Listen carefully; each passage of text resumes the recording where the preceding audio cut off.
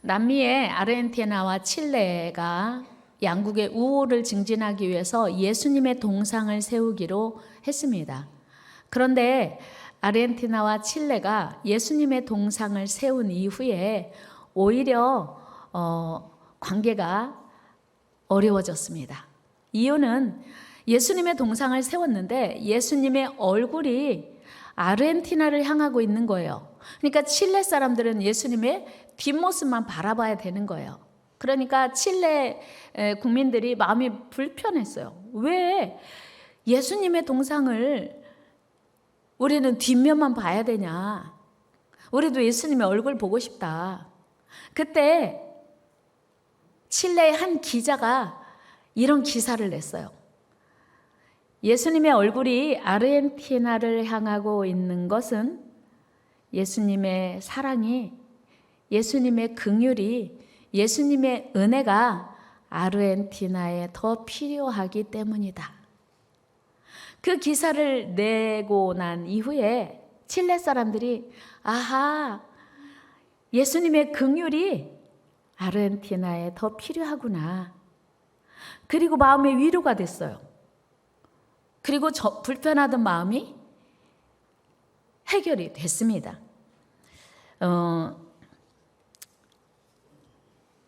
우리 하나님을 믿는 성도들 역시 어떤 상황에서도 갈등을 조장하는 것이 아니라 갈등을 치유하고 회복시키는 그런 역할을 하는 것이 대단히 필요합니다.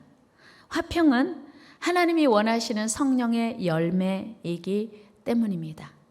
화평은 성령의 9가지 열매 중에서 3번째입니다. 화평은 영어로는 peace, 헬라어로는 에이레네입니다. 그 뜻은 하나님과의 관계 그리고 사람들 사이의 관계가 완전한 것을 의미합니다. 완전한 상태가 이제 peace 또는 에이레네인 것입니다. 본래 에덴 동산에서 하나님과 첫사람 아담과 하와의 관계가 어떠했을까요? 당연히 화평이었죠.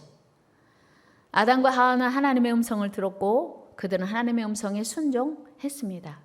그런데 아담과 하와가 하나님의 말씀을 거역하고 범죄한 이후에 하나님과 관계가 깨졌습니다. 그래서 그들은 화평이 아니라 하나님과 불화되었습니다.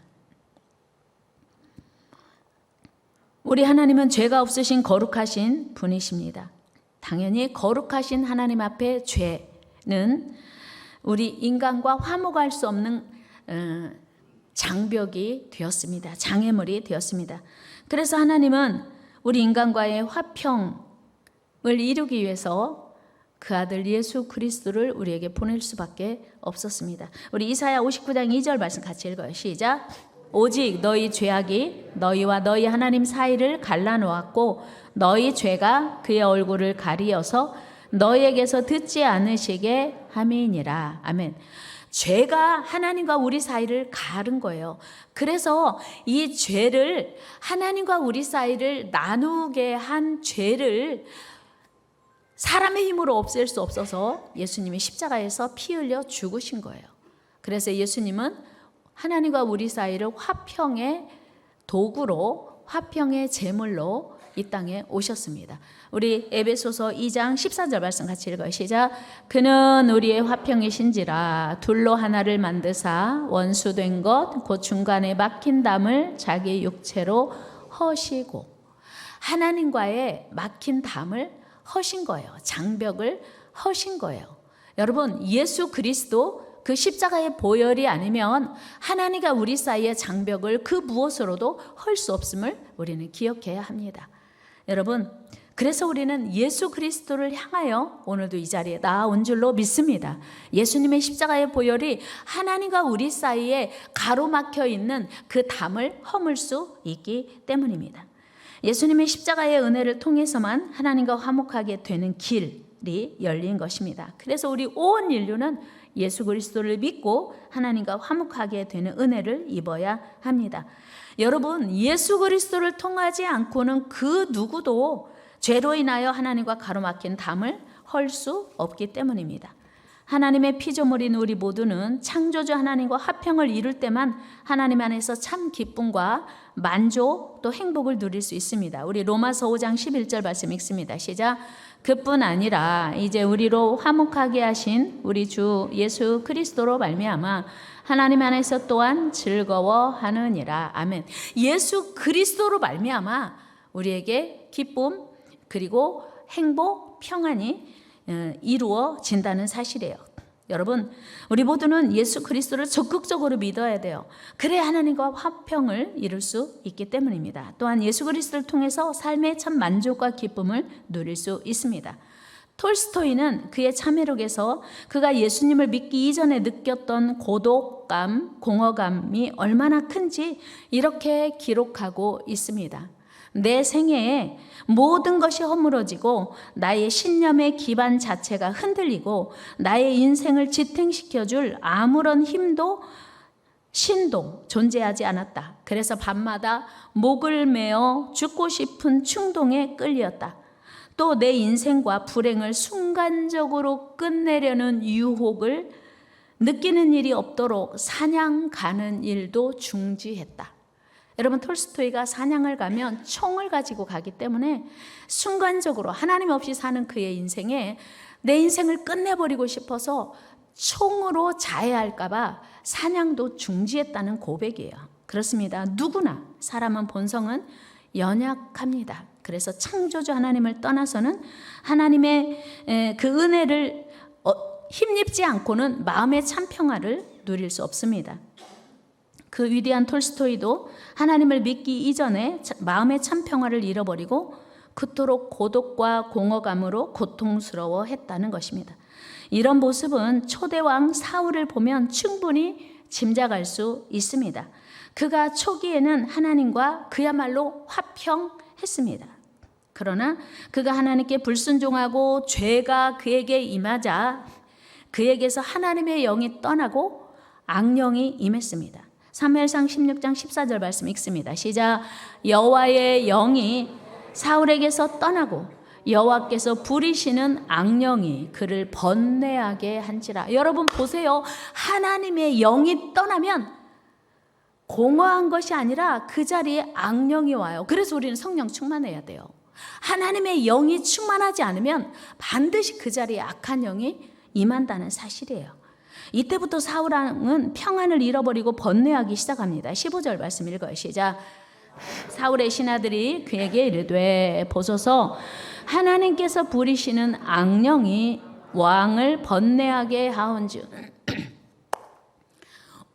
사울에게 하나님의 영이 떠나고 악령이 임하니까 신하들도 알게 된 거예요. 내 안에 성령이 충만한지 악령이 충만한지 나도 알고 남도 알아요. 그런데 사울은 하나님의 영이 떠나니까 악령이 충만해졌어요. 그때 마침 블레셋이 쳐들어왔어요. 하나님의 영이 떠난 사울은 너무 두렵고 무서웠어요. 평안이 없었어요. 하나님의 영, 성령은요 평강의 영이에요. 부활하신 예수님이 두려워 떠는 제자들에게 찾아오셔서 이렇게 말씀하세요. 같이 읽어요. 요한복음 10장 시작.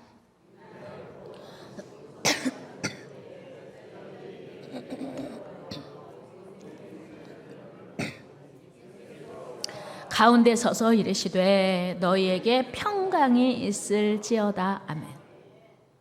예수님이 십자가에 달려 죽으시는 것을 본 제자들은 자기들도 예수님과 가까이 지냈다는 이유로 죽일까 봐 두려웠던 거예요. 무서웠던 거예요. 여러분, 이 세상에 죽음을 무서워하지 않을 사람이 있을까요? 예수님이 제자들이 너무너무 두렵고 무서워했어요.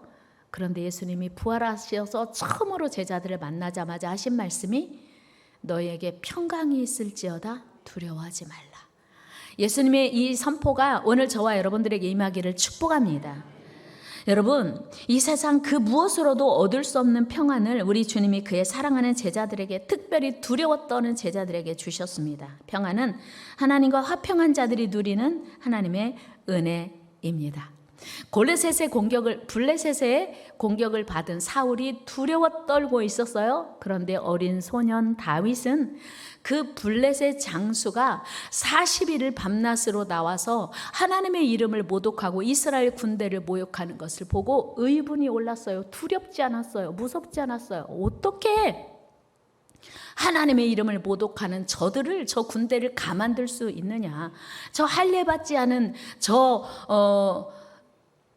블레셋 군대를 가만둘 수 있느냐. 다윗은 너무나 담대하고 당당했어요. 어떻게 가능했다고요? 다윗에게는 하나님의 영이 충만했어요. 우리 사무엘상 16장 18절 우리 같이 한번 읽어요. 시작. 소년 중 이세 아들을 본즉 수금을 탈 줄 알고 용기와 무용과 구변이 있는 준수한 자라. 여호와께서 그와 함께 계시더이다 하더라. 아멘. 보세요. 하나님과 함께 하는 다윗은요, 사울이 무서워 떠는데, 두려워 떠는데 담대했어요. 하나님과 함께 하는 자의 모습인 줄로 믿습니다. 그런데 다윗에게 하나님이 함께 하는 것을 다른 사람이 보고 알았습니다. 다윗은 스스로도 알았어요. 위대하신 하나님께서 자신과 동행하심을 믿고 있었고 깨닫고 있었습니다. 사무엘상 17장 37절입니다. 시작. 또 다윗이 이르되 여호와께서 나를 사자의 발톱과 곰의 발톱에서 건져내셨은즉 나를 이 블레셋 사람의 손에서도 건져내시리이다. 사울이 다윗에게 이르되 가라, 여호와께서 너와 함께 계시기를 원하노라. 아멘. 보세요.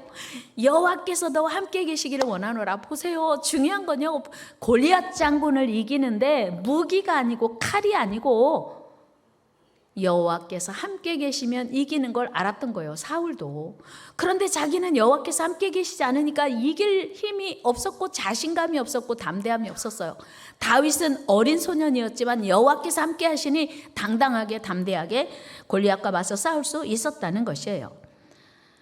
다윗은 하나님과 동행하는, 하나님과 화평한 사람이었습니다. 여러분, 나이가 많으냐 적으냐가 중요한 게 아니에요. 교회를 얼마나 오래 다녔냐, 이제 믿기 시작했는가, 아니면 직분이 무엇인가도 중요하지 않습니다. 하나님과 동행하시는가, 그렇지 않는가, 그게 그의 삶의 모습인 거예요. 하나님과 화평한가, 하나님과 화평하지 않은가, 그것이 그의 삶의 모습인 것입니다. 여러분, 사도 바울 역시 하나님과 화평하고 늘 동행하니 환경은 감옥이었지만 그는 평안했고 하나님을 찬양했습니다. 사도행전 16장 25절입니다. 같이 읽어요. 시작. 한밤중에 바울과 실라가 기도하고 하나님을 찬송하매 죄수들이 들었어요. 어디예요? 사도 바울은 감옥 속에 있는 겁니다. 그런데 복음을 전하던 바울과 실라가 억울하게 감옥에 갇혔어요. 감옥에 그냥 갇힌 게 아니라 매를 맞았네요. 그리고 억울하게 손에 쇠사슬을 묶고 그리고 깊은 감옥에 갇혔습니다. 보통 사람 같으면 찬송해야 돼요? 원망해야 돼요? 복음을 전하다 감옥에 갇혔습니다. 원망해야 돼요? 불평해야 돼요? 찬송하고 기뻐해야 돼요? 원망하고 불평해야 돼요. 그런데 하나님과 함께 하는 사울은 원망 불평이 아니라 하나님을 찬송했어요. 왜요? 하나님을 신뢰하기 때문이에요. 하나님을 신뢰하는 자의 마음은 담대함이 있어요. 두려움이 아니라 담대함이 있어요. 그래서 하나님을 찬송했어요. 왜 하나님이 나를 이 깊은 감옥에 가두었는지 나는 알 수 없지만 하나님은 분명히 뭔가 계획하시고 있는 것이 있다는 것을 신뢰하는 것이었어요. 그 이후에 하나님께서는 그들이 갇힌 감옥 문을 여시고 그들을 구원하셨습니다. 26절 말씀 읽어요. 시작. 이에 갑자기 큰 지진이 나서 옥토가 움직이고 문이 곧 다 열리며 모든 사람의 매인 것이 다 벗어진지라. 찬송했더니요, 묶인 것이 벗어지고 감옥 문이 열렸네요. 그럼 어떻게 해야 돼요? 감옥 문이 열렸으니까 뛰쳐나와야 되죠. 근데 바울은 그럴 필요가 없었어요. 하나님이 행하실 다음 일을 기다리고 있었던 것입니다. 감옥문이 열린 걸 알고 그들을 지키는 간수들이 자다가 깨어서 놀랬어요. 야, 죄수들이 다 도망갔구나. 그리고 스스로 죄수들을 지키지 못한 죄로 인하여 우린 죽었다 생각하고 스스로 자결하려고 했어요. 바울이 얘들 우리 여기 있어? 안 도망갔어? 죽지 마. 너무나 깜짝 놀란 간수가 선생님, 어떻게 하여야 우리가 구원을 얻으리까? 그 앞에 엎드린 거예요. 그때 바울이 이렇게 말해요. 같이 읽어요. 31절 시작. 이르되 주 예수를 믿으라. 그리하면 너와 내 집이 구원을 받으리라 하고 주의 말씀을 그 사람과 그 집에 있는 모든 사람에게 전하더라. 아멘. 아하, 하나님이 왜 우리를 깊은 감옥에 이유 없이 억울하게 가두셨는가 했더니 뭐 하려고? 이 사람들 전도하려고 그랬구나. 하나님을 믿으니까요, 감옥에 있어도 찬송할 수 있는 거예요. 하나님을 신뢰하니까 감옥에 있어도 평안할 수 있었던 거예요. 여러분, 진정으로 하나님과 화평한 사도 바울은 자기 삶을 통해서 이루실 하나님의 역사를 기대했고요. 실제로 그 감옥에서 빌립보 간수들을 구원하게 되었습니다. 뿐만 아니고 지독한 겁쟁이였던 베드로 역시 부활의 주님을 만난 이후에 하나님과 화평을 이루고 참 평안과 담대함을 얻게 되었습니다. 그가 헤롯의 박해로 감옥에 수감되었습니다. 그런데 야고보 사도가 이미 자기보다 먼저 감옥에 갇혔다가 순교당했어요. 그러면 감옥에 갇히게 되면 마음에 이제 내가 죽을 차례인가? 이제 다음 차례는 나인가? 이런 생각할 수 있어요. 그런 마음이 두렵고 불안할 수 있죠. 근데 베드로는 전혀 두려워하지 않고요, 불안하지 않았어요. 왜요? 하나님께서 평안을 주시니까 깊은 잠에 빠졌습니다. 여러분, 감옥에 갇혔어요. 손목에 쇠사슬이 묶여 있어요. 깊은 잠을 잘 수 있다 없다? 없어요. 야고보 사도 죽었는데 나 오늘이야 내일이야? 어떻게 깊은 잠을 자겠어요? 그런데 베드로는 깊은 잠을 자고 있었습니다. 그런데 그 밤에 하나님께서 천사를 보내셨고요. 베드로가 잠든 그 감옥에 천사가 찾아와서 베드로를 깨웠습니다. 그런데 베드로가 쉽게 깨어나지 않아요. 그러니까 이제 천사가 베드로의 옆구리를 쳐서 깨웠습니다. 사도행전 12장 7절입니다. 시작. 호련히 주의 사자가 나타나매 옥중에 광채가 빛나며 급히 일어나라 하니 쇠사슬이 그 손에서 벗어지더라. 손에 쇠사슬 묶여 있었고요. 그런데 깊이 잤어요. 얼마나 깊이 잤는지 천사가 베드로의 옆구리를 쳐서 깨웠다고 말하고 있습니다. 여러분, 이것이 하나님과 화평한 자의 모습이에요. 여러분, 오늘 하나님과 화평하시기를 축복합니다. 오늘 우리 삶 가운데 두렵고 떨리는 일이 있습니까? 아니면 평안하십니까? 우리 환경은 뭐 걱정할 일도 있고 염려할 일도 있는데 마음에 왠지 평안한 은혜가 여러분 안에 가득 임하시기를 축복합니다. 요즘요, 여러 가지 이유로 수면 장애, 불안 장애, 대인기피증을 겪고 있는 사람들이 참 많습니다.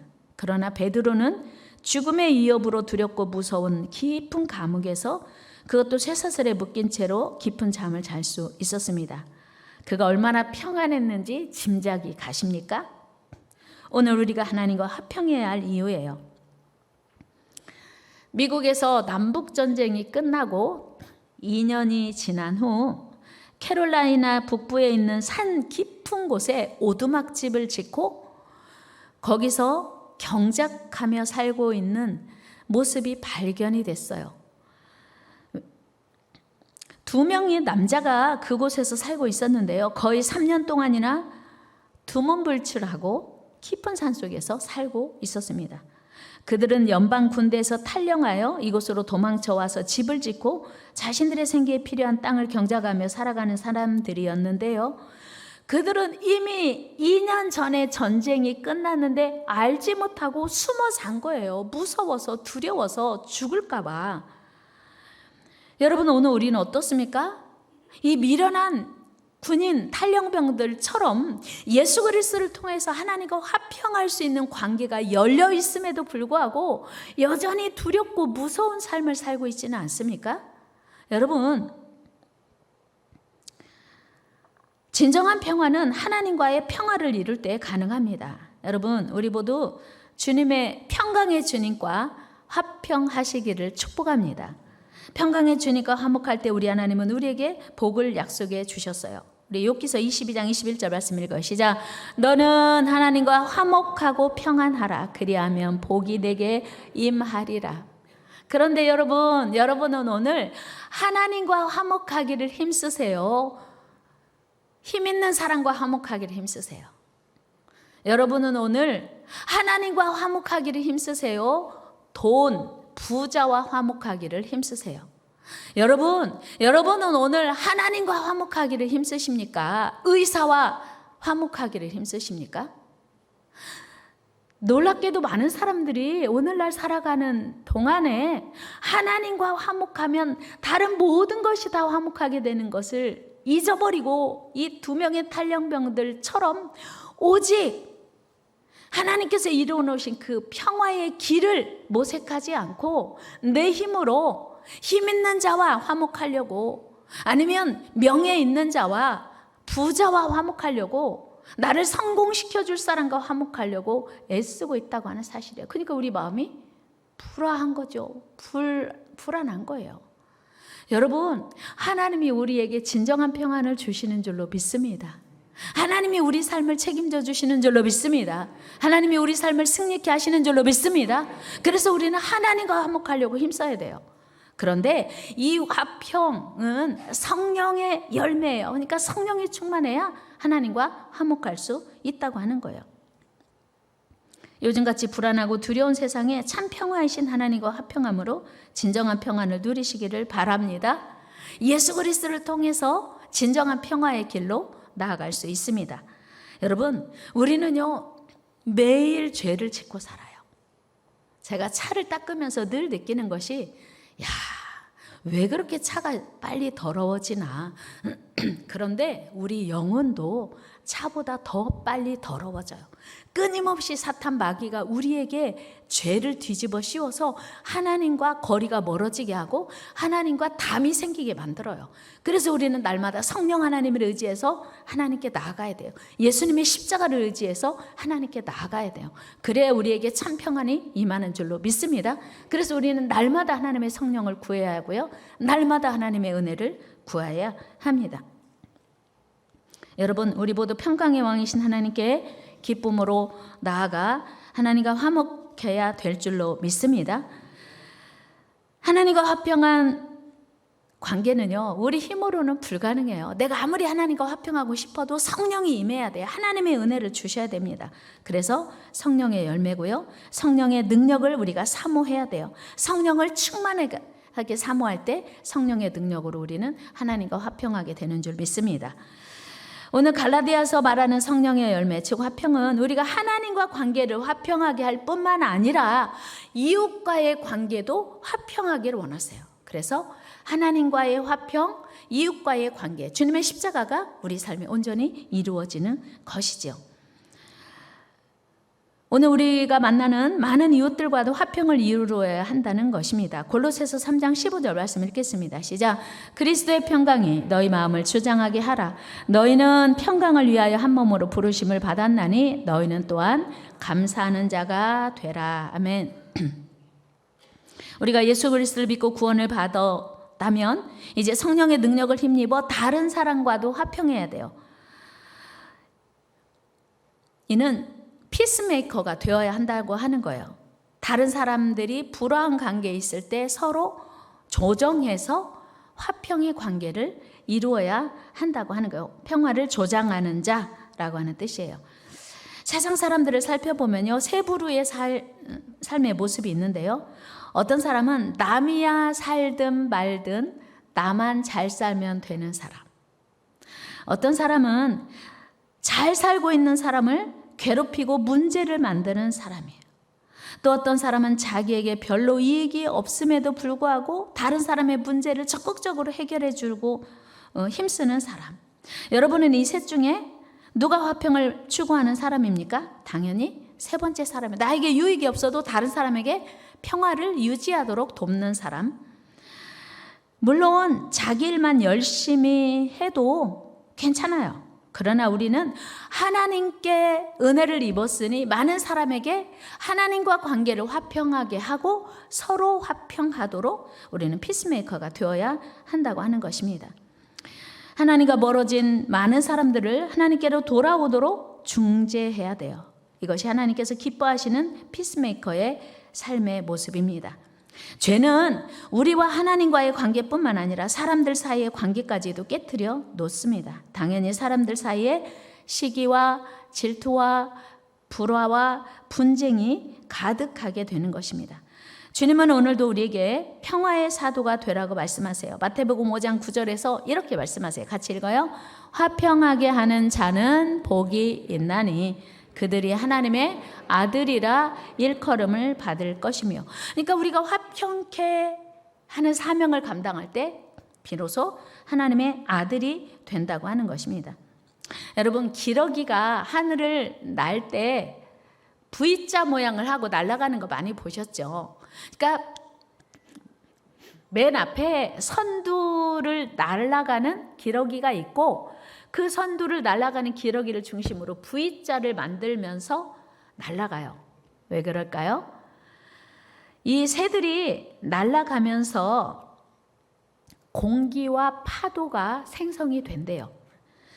그런데 혼자 나를 때보다 그 앞에 가는 새들이 파도와 그 공기를 이용해서 쉽게 비행을 할 수 있다는 거예요. 그리고 선두에 나선 기러기가 지치면 이제 선두에 나선 기러기가 같이 가는 동료들을 위해서 앞장을 서서 가면 뒤에 가는 기러기들이 쉽게 비행할 수 있고, 그 기러기들은 이제 앞에 가는 그 선두 기러기가 지치면 맨 뒤로 가고 그 다음 이제 기러기가 선두로 나선다고 하는 거예요. 그리고 뒤에 있는 기러기들은 소리를 내어서 앞에 기러기들을 격려하고 힘을 준다고 하는 거예요. 여러분, 새들이 떼지어 가면서 소리를 내는 거 들어보셨죠? 왜 그렇게 소리를 내나 했더니 힘내, 우리가 도와줄게, 우리가 함께하고 있어, 그런 거예요. 여러분, 이처럼 하나됨은 서로를 위해서 필요한 일이에요. 그래서 하나됨은요, 서로가 살 길이고 서로를 위하는 길입니다. 다 같이 해서 하나됨은 서로를 위하는 길이요, 서로가 살 길이다. 그렇습니다. 사도행전에 나타난 초대교회 성도들은 성령 충만을 경험하고 난 이후에 온전히 하나가 되었어요. 사도행전 2장 46절 같이 읽어요. 시작. 날마다 마음을 같이하여 성전에 모이기를 힘쓰고 집에서 떡을 떼며 기쁨과 순전한 마음으로 음식을 먹고. 마음이 하나 되었어요. 그래서 어떻게 되었어요? 교회가 든든하게 되었어요. 평안하게 되었어요. 부흥하게 되었어요. 47절이요. 같이 읽어요. 시작. 하나님을 찬미하며 또 온 백성에게 칭송을 받으니 주께서 구원받는 사람을 날마다 더하게 하시니라. 아멘. 여러분, 우리가 하나 되면요, 서로 화목하면요, 화평하면요, 하나님도 기뻐하시고 우리도 행복하게 되는 거예요. 하나님이 큰 부흥을 주신대요. 히브리서 12장 14절 말씀 보니까요, 이게 하나님의 명령이래요. 같이 읽어요. 시작. 모든 사람과 더불어 화평함과 거룩함을 따르라. 이것이 없이는 아무도 주를 보지 못하리라. 아멘. 그래서 화평함은요, 화목함은요, 성령의 역사요. 불화는 성령의 역사가 아닌 거예요. 하나됨은 하나님의 역사요, 불화하는 건 악한 영의 역사인 거예요. 이거는 뒤돌아볼 것도 없어요. 따지고 말 것도 없어요. 분명한 거예요. 우리 서로 화목하기를 힘쓰시기 바랍니다. 성령의 사람 바나바는요, 여러 가지 난관으로 인해서 고향으로 돌아가 14년 동안이나 조용히 지내고 있던 바울을 찾아가서 하나님의 일에 동역하도록 길을 열어주셨어요. 이것이 피스메이커의 사역이에요.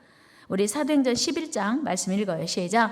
바나바는 착한 사람이요 성령과 믿음이 충만한 사람이라 이에 큰 무리가 주께 더하여 지더라. 바나바가 사울을 찾으러 다소에 가서 만나매 안디옥에 데리고 와서 둘이 교회 1년간 모여 있어 큰 무리를 가르쳤고 제자들이 안디옥에서 비로소 그리스도인이라 일컬음을 받게 되었더라. 아멘. 오늘 우리가 알고 있는 사도 바울은요, 바나바로 인하여 세워진 거예요. 사도 바울이 변화됐대, 성령 받았대, 하나님의 사명 받았대, 유대인들이 안 믿는 거예요. 예루살렘 성도들이 안 믿어요. 그 악명 높은 사도 바울이 변화됐다고? 안 돼. 우리는 그를 믿을 수 없어. 그리고 유대인들은요, 사도 바울이 죽일 때까지 먹지도 않고 잠도 자지 않겠다고 막 사도 바울을 죽이려고 혈안이 돼 있었어요. 그래서 사도 바울이 어쩔 수 없이 고향으로 가서 피해 있었던 것이 14년이 지났어요. 아무도 사도 바울을 기억하지 못하는데 바나바가 그를 찾아가서 데리고 와서 1년간 안디옥에 같이 있다가 제1차 전도 여행을 떠난 거예요. 우리가 알고 있는 사도 바울은 바나바의 어마어마한 피스메이커의 역할로 세워졌다는 사실이에요. 사랑하는 여러분, 오늘 이 시간 우리는 하나님과 화목한지, 하나님과 친밀한지 이 시간 한번 점검해 보셔야 돼요. 나는 다른 사람과 친밀한지, 화목한지 점검해 보셔야 돼요. 그리고 이것은 성령으로만 가능해요. 오늘 하나님과 친밀하지 못하다면 하나님의 성령을 구해야 돼요. 하나님의 성령으로 충만해지면 하나님과 친밀하게 되는 줄로 믿습니다. 누군가와 불화하고 있다면 하나님의 성령을 구해야 돼요. 하나님과의 관계, 아무런 거리낌이 없는 친밀한 관계, 화평한 관계 되기를 축복합니다. 또한 우리의 이웃들과 부모님과 형제와 또 우리 성도들끼리 화평한 관계 되기를 축복합니다.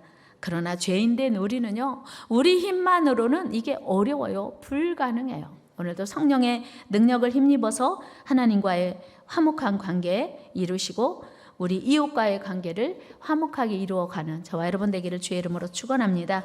하나님 감사합니다. 오늘 우리 가운데 성령을 충만하게 부어주셔서 하나님과 친밀한 관계 되게 하여 주시옵소서. 또한 우리 이웃과 화목하게 화평한 관계 누리도록 성령을 충만하게 우리 가운데 부어주옵소서. 예수님의 이름으로 기도드리옵나이다. 아멘. 우리 더 원합니다 찬양하면서 준비하신 예물 하나님께 올려드리겠습니다.